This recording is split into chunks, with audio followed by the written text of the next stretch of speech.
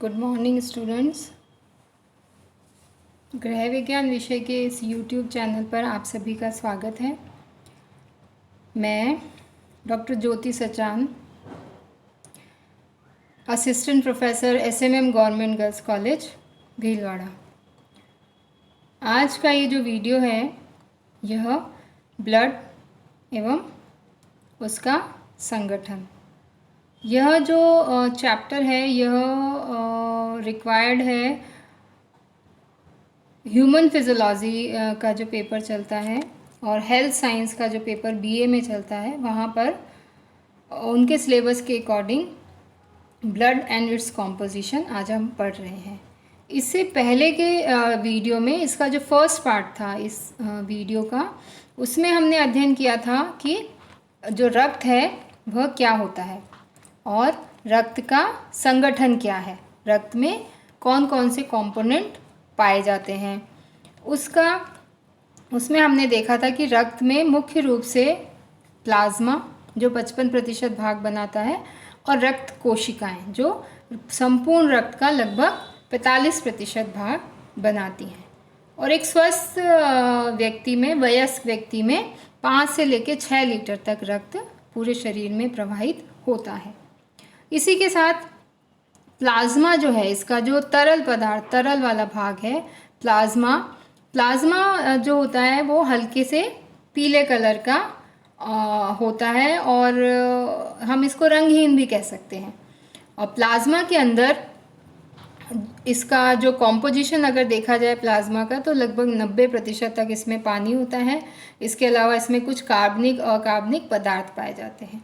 और कार्बनिक और अकार्बनिक पदार्थ ही वे सारे पदार्थ हैं जो प्लाज्मा के अंदर होते हैं। जैसे कि इसके अंदर जो पोषक तत्व पाए जाते हैं वे सभी कार्बनिक पदार्थ होते हैं, जैसे कार्बोहाइड्रेट, वसा, प्रोटीन, विटामिन, ये सभी कार्बनिक पदार्थ हैं। इसके अलावा जो प्लाज्मा होता है इसमें प्रोटीन्स पाई जाती हैं, कई तरह की प्रोटीन्स पाई जाती हैं। और प्लाज्मा के अंदर हार्मोन्स, जो अंतःस्रावी ग्रंथियों से निकलने वाले हार्मोन्स हैं, वे भी सीधे इसी में स्रावित होते हैं। इसके साथ ही यूरिक एसिड का जो फॉर्मेशन होता है वो यहाँ पर यूरिया इसमें होता है और यहाँ से ये और फिर किडनी में प्रवाहित कर दिया जाता है। तो इस प्रकार प्लाज्मा का क्या कॉम्पोजिशन है और प्लाज्मा का क्या फंक्शन है, इसके बारे में हम अध्ययन पहले कर चुके हैं। आज हम इसी वीडियो को आगे बढ़ाते हुए हम अध्ययन करेंगे लाल रक्त कणिकाओं का, क्योंकि जो ब्लड होता है उसमें मेजर 2 चीज़ें हैं, प्लाज्मा और रक्त कणिकाएं।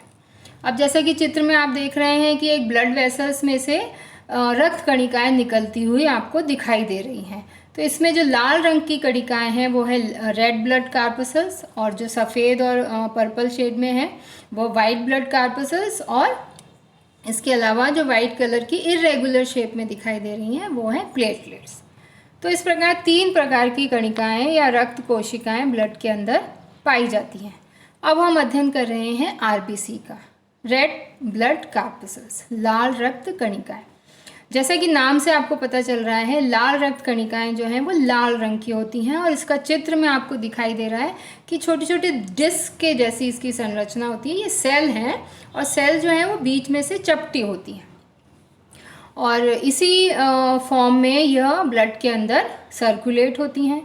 और जो लाल रक्त कणिकाएं हैं, इन लाल रक्त कणिकाओं का जो लाल रंग होता है वो होता है हीमोग्लोबिन के कारण। लाल रक्त कणिकाओं को एरिथ्रोसाइट्स भी बोला जाता है। और क्योंकि जैसा आपको चित्र में दिखाई दे रहा था कि ये चपटे आकार की होती हैं, इसमें केंद्रक नहीं पाया जाता है। यह इस लाल रक्त कणिका की सबसे महत्वपूर्ण विशेषता है। ज़्यादातर जितनी भी कोशिकाएं हमारे शरीर में पाई जाती हैं सभी में केंद्रक पाया जाता है। और केंद्रक जो होता है उसके बहुत इंपॉर्टेंट कार्य हैं जो हम पिछले वीडियो में पढ़ चुके हैं। केंद्रक जो होता है वो किसी भी कोशिका का ब्रेन होता है, मस्तिष्क होता है। वो कोशिका को गाइड करता है, उसको क्या करना है, किस तरह से क्रियाओं का संचालन करना है। और सबसे बड़ी बात, केंद्रक जो है वो कोशिका को जीवित रखने का कार्य करता है। परंतु जो लाल रक्त कणिकाएं हैं उनमें केंद्रक नहीं पाया जाता है। इसका अर्थ ये हुआ कि लाल रक्त कणिकाएं जो हैं वो ज़्यादा दिन तक जीवित नहीं रह पाती हैं। इसी कारण लाल रक्त कणिकाओं का जो जीवन काल बताया गया है वो लगभग 100 से 120 दिन का होता है। लगभग 3 महीने का, 3 से 4 महीने का इनका जीवन काल होता है। और 3 से 4 महीने बाद, मतलब 120 दिन के बाद ये डेड हो जाती हैं, स्वतः ही ख़त्म हो जाती हैं। तो इस प्रकार जो लाल रक्त कणिकाएँ हैं, इनका निर्माण निरंतर शरीर में 2 जगह पे, प्लीहा और दूसरा होता है अस्थि मज्जा, वहाँ पर इनका निर्माण निरंतर चलता रहता है। अस्थि मज्जा में भी जो रेड बोन मैरो होती है, लाल अस्थि मज्जा, वहाँ लाल रक्त कणिकाओं का निर्माण होता है। और क्योंकि लाल रक्त कणिकाओं में केंद्रक नहीं होता है और 120 दिन के बाद ये स्वतः ही ख़त्म हो जाती हैं, तो निरंतर इनका निर्माण शरीर के अंदर प्रारंभ होता रहता है। इसी कारण जब व्यक्ति रक्तदान करता है, तो रक्तदान, अगर स्वस्थ व्यक्ति है और उसका हीमोग्लोबिन लेवल 12 से ऊपर है, तो वो हर चौथे महीने के बाद, 4 महीने बाद रक्तदान कर सकता है। क्यों कर सकता है? क्योंकि जब एक बार व्यक्ति रक्तदान करता है तो उसके शरीर से जितना भी लाल रक्त कणिकाएँ और रक्त निकल जाता है, वह 4 महीने के बाद पुनः बन जाता है। इसलिए 4 या 5 महीने के गैप में ब्लड डोनेशन किया जा सकता है। इससे व्यक्ति के शरीर पे या व्यक्ति की ऊर्जा स्तर पर किसी भी तरह का प्रभाव नहीं पड़ता है। आसानी से रक्तदान किया जा सकता है यदि व्यक्ति स्वस्थ है और उसका हीमोग्लोबिन लेवल 12 मिलीग्राम से ऊपर है या 12 तक है, तो वो रक्तदान किया जा सकता है। अब हम बात कर रहे हैं कि जो लाल रक्त कणिकाएँ होती हैं, वे लाल रंग की होती हैं। तो जो लाल रंग की होती हैं, इसके पीछे कारण ये है कि लाल रक्त कणिकाओं में हीमोग्लोबिन नाम का जो तत्व पाया जाता है, वो 2 चीज़ों से या 2 तत्वों से मिलकर बना होता है। एक होता है हीम वर्णक होता है। हीम वर्णक जो होता है वो लोह तत्व से बनता है, जिसकी वजह से जो आरबीसीज होती हैं उसका कलर रेड होता है। और दूसरा इसमें होता है ग्लोबिन। तो हीम और ग्लोबिन ये दोनों मिलकर हीमोग्लोबिन बनाते हैं। अब ये जो हीमोग्लोबिन है, इसका बहुत इम्पॉर्टेंट फंक्शन होता है आरबीसी में, वो होता है ऑक्सीजन और कार्बन डाइऑक्साइड का परिवहन करना। यह जो हीमोग्लोबिन है, यह श्वास की क्रिया द्वारा जब फेफड़ों में ऑक्सीजन ली जाती है, तो यह ऑक्सीजन फेफड़ों के द्वारा हीमोग्लोबिन में आ जाती है, रक्त से होती हुई हीमोग्लोबिन में आ जाती है। अब यह हीमोग्लोबिन रक्त के द्वारा संपूर्ण शरीर में सभी कोशिकाओं को प्रवाहित कर दिया जाता है। वहाँ ये हीमोग्लोबिन जब ऑक्सीजन को ले लेता है फेफड़ों से, तो ये ऑक्सी हीमोग्लोबिन बन जाता है। अब ऑक्सी हीमोग्लोबिन युक्त जो रक्त होता है वह शुद्ध रक्त होता है। अब यह शुद्ध रक्त सभी कोशिकाओं तक पहुँचाया जाता है और हीमोग्लोबिन के अंदर जो ऑक्सीजन है, वह ऑक्सीजन भी सभी कोशिकाओं को पहुँचाई जाती है। कोशिकाओं को यह अपनी ऑक्सीजन दे देता है और कोशिकाएं जब ऑक्सीजन ले लेती हैं, तो वहाँ पर रासायनिक अभिक्रियाएं होती हैं, उपापचय की क्रियाएं होती हैं, जिससे ऊर्जा उत्पन्न होती है। और यही ऊर्जा व्यक्ति अपने दैनिक कार्यों में, आंतरिक अंगों की कार्यों में और बाह्य अंगों की कार्यों में, दैनिक क्रियाकलापों में जितनी भी ऊर्जा की आवश्यकता होती है, सब यहीं से प्राप्त होती है। जब कोशिकाओं के अंदर रासायनिक अभिक्रियाएं होती हैं, तो उसमें कार्बन डाइऑक्साइड बनती है।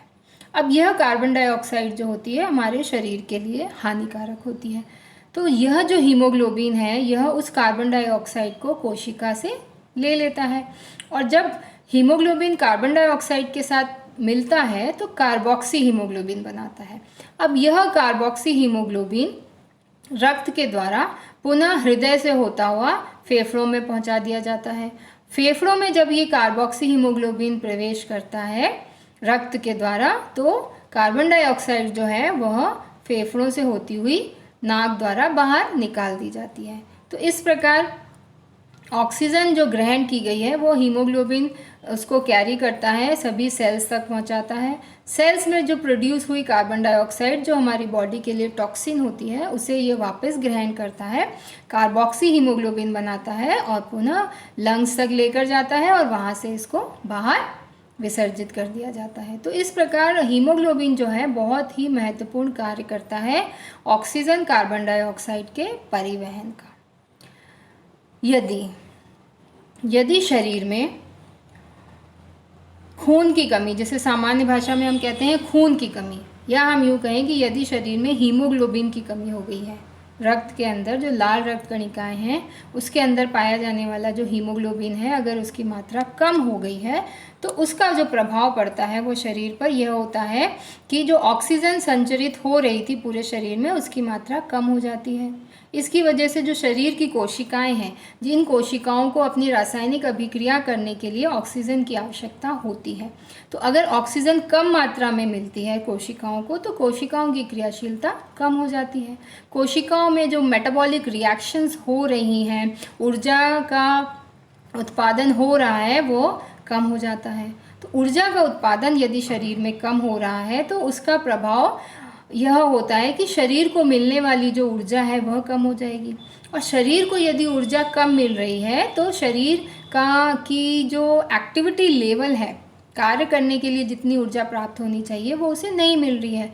तो इसका जो प्रभाव, विपरीत प्रभाव जो शरीर पर होता है वह यह होता है कि शरीर में वीकनेस आने लग जाती है।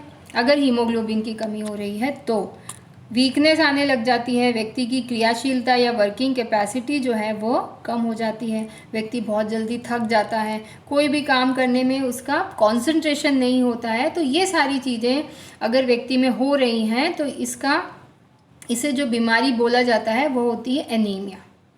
तो एनीमिया जो है, रक्त की अगर कमी हुई है शरीर में तो रक्त अल्पता हो जाती है, और रक्त अल्पता में हीमोग्लोबिन का जो स्तर है वो 12 मिलीग्राम पर 100 ml से अगर हीमोग्लोबिन का लेवल नीचे जा रहा है तो डिफरेंट ग्रेड्स की एनीमिया हो जाती है। एनीमिया जो है उसे 3 ग्रेड्स में बताया गया है, माइल्ड एनीमिया, मॉडरेट एनीमिया और सीवियर एनीमिया। और सीवियर एनीमिया जो है वो बहुत ज़्यादा सीरियस कंडीशन हो जाती है व्यक्ति की, उसे कई बार ड्रिप भी चढ़वानी पड़ती है ब्लड की। तो यदि भोजन के अंदर लोह तत्व पर्याप्त मात्रा में लिए जा रहे हैं तो इस तरह की जो समस्याएं हैं उन समस्याओं से बचा जा सकता है। तो इस प्रकार ये जो आरबीसी होती हैं इनका बहुत ही महत्वपूर्ण कार्य अभी हमने देखा कि हीमोग्लोबिन जो होता है वह फेफड़ों से ऑक्सीजन को ले रहा है, कोशिकाओं ऊतकों तक पहुंचाता है, वहाँ पर रासायनिक अभिक्रिया हो रही है, ऊर्जा का उत्पादन हो रहा है। तो इस प्रकार आरबीसी जो है वह ऑक्सीजन और कार्बन डाइऑक्साइड के परिवहन में अपना महत्वपूर्ण योगदान करती है। इसके पश्चात हम पढ़ते हैं WBC। अब WBC जो होती हैं यह शरीर को रोग प्रतिरोधक क्षमता प्रदान करती हैं। तो WBC की संरचना किस तरह की होती है, यह किस तरह से शरीर के अंदर कार्य करती हैं, इसका अध्ययन हम अगले वीडियो में करेंगे। धन्यवाद।